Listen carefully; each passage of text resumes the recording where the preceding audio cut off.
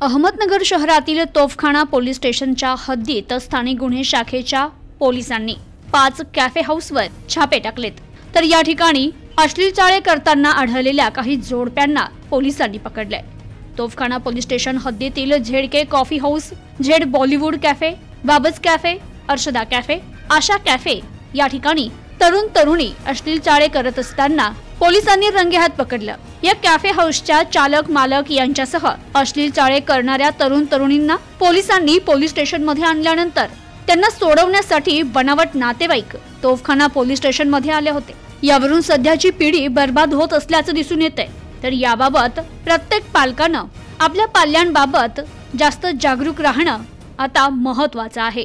आपला मुलगा मुलगी दिवसभर कुठे जातात, कोणासोबत राहतात, काय करतात यावर आता बारकाईनं लक्ष ठेवणं पालकांसाठी गरजेचं आहे।